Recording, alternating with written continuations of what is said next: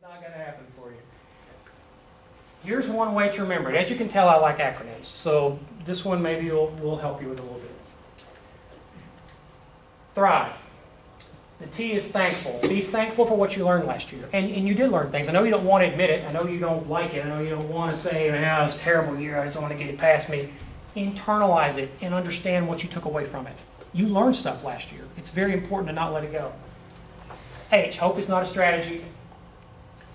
Revamp your plan of attack. What was the first hour and a half about? Changing the strategies that you're using to find these opportunities. You have to revamp your attack. Change your strategy. If it didn't work, change it. If it's working fantastic, why are you here? Go to work. Okay? You're not here, or you're here because it's not working. Change it. Now, ignite your passion. Customers, check that out. Recruiters, hiring people. People buy, if you're running a business and you are a recruiter trying to recruit the right talent, those are your customers. They're going to buy that first. They buy your passion. They buy what you're selling. If you're selling it from here, ignite your passion. It's critical. This guy's working because he's passionate. You heard him say it. I'm passionate about it. If the word gets thrown around a lot, and it's really important to understand that that is the core element to this whole thing. You cannot go on this green line to your destination if you're not passionate. You can't go, yeah, you know, I'd really like to be a baker, but I really don't like that dough stuff. And you know what? I'll do that tomorrow. You just got to be a passion. You've got to get up in the morning and I've got to do this. I have got to go to every networking thing I can find. I've got to get CNN to interview me. I've got to be in front of as many people as I can and tell them how wonderful social networking is because I believe in it. Okay? What you're seeing right now in front of you is my passion. This is what I like to do. I love to entertain. I love to teach. I've never had anything to say, though. I've always been the guy that was the host of the party. I hosted what's your number one charity passion? Events. Is helping people. And helping people. And yourself. Gotta be. That comes down the road. That comes after the fact. Yeah. If I don't help people, it doesn't happen for me. That's right. Okay? Entertain, inform, and help people grow is really what I want to do. And this, I thought the Vowels were for me to help my staff.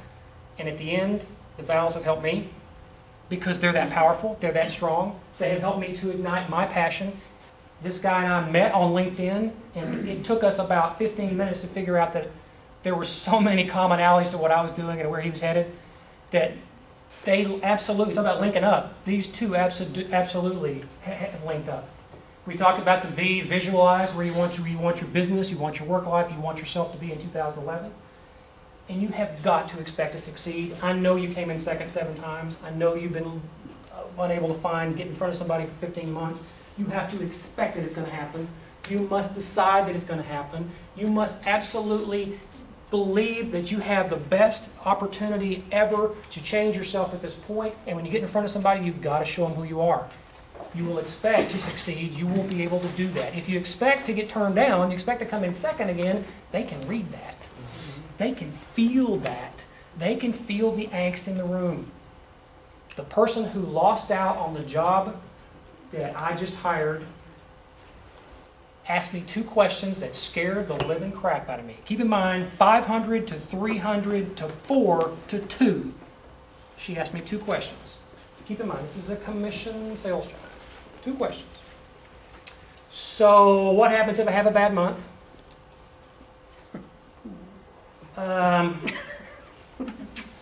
You know, it's going to happen. Last year was bad. We all made it through it, but yeah. And well, I've always had a base salary and a bunch of expenses. Do you guys do that? I've never asked those 2 questions. I asked her, I said, ask me anything you want. Those were the first 2 questions that she came out with. I got red flags all over my head. I looked like the Soviet Union. I had red flags popping out of every part of my body. I was scared to death of this person because she's not committed. She's not completely there. She doesn't expect to succeed. She's always had a salary and a commission, so if she had a bad month, she'd still make this. Well, she was also capped. She could only make so much. We're uncapped. My guys make whatever they want. They can all make $100,000, all 9 of them.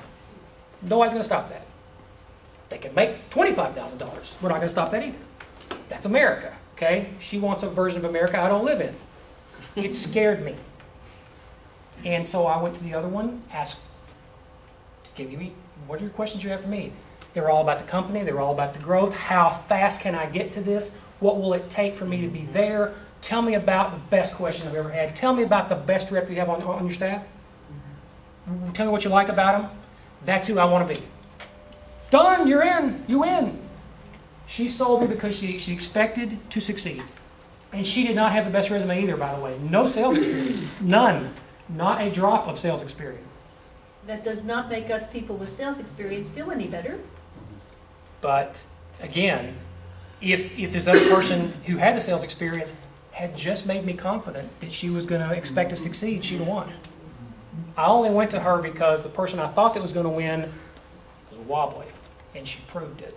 I asked her just enough questions. Do you have any questions for me? Was the question, and she answered it for me.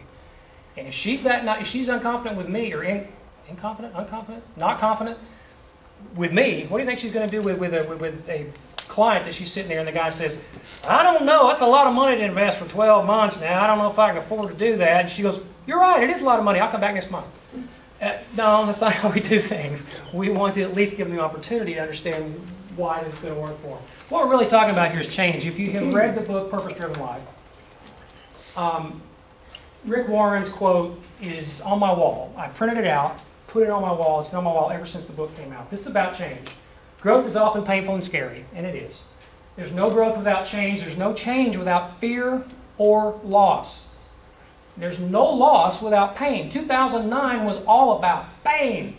Top to bottom, pain. You got up in the morning, it was pain. You read the newspaper, it was pain. You turned on CNN, it was pain. You look at your 401k, it was severe pain. It was real loss and pain. How about real estate? Remember that your character is the sum total of your habits. Habits. Remember that word? You heard that a lot? They're habits, which means you can teach them to yourself, which means you can learn them, which means they become part of you, and then you have a new habit. Have a new habit in 2010. Questions? I want you guys to succeed in every way that you want to this year. And I say want to because you will decide that. That's the energy and the effort. You'll decide if you're going to succeed or not. You will decide if you get in front of the right people, if they perceive the talents that you have, that they will see your attitude, that they will view you as unique, that they'll want to bring you into their organization so bad they'll create a position. I have done that in my career. I have walked into people that I just loved. The job wasn't right, and I went back to management and said, can I make another job? Because I got to have this person. Because they're right for the organization. Create your own job in some cases. Maybe the job's not there. I love the fact that you connect with recruiters that are just looking for jobs, maybe not the one you're after, but you get the dialogue. Man, if they don't have the job you want, they probably know somebody in the office that does, or they probably know somebody on their network that does.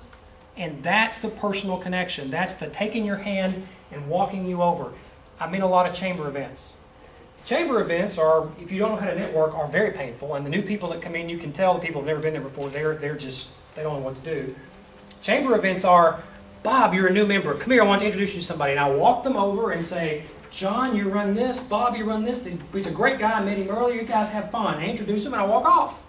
Because now they can have a conversation. That's what LinkedIn is. LinkedIn is an electronic chamber meeting.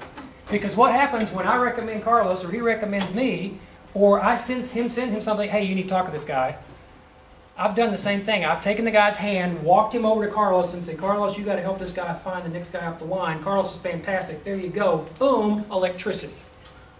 When that happens and you can go find recruiters that way, you can find them before you even talk to them, know who they are, know their background, and it's all out there. You can find this stuff.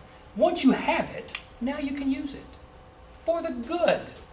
Use your integrity and use it for the good, not for the bad. Not going to blackmail me. Hey, I saw you were at the poker tournament. Give me the job. No, we're talking about using it for the positive side of it. That's my email at work. That Improve Your Vowels at Comcast will be up anytime. There will be another one that will be Brad at ImproveYourVowels.com soon when the website comes out. If you'd like to see a version of my resume, I'll be happy to send that to you. Dumbed down version with just the basics so you can understand the organization of it. If you have any comments about this program, if you're in a company and this would make sense for your company people to see the vowels, I'll be happy to come do that.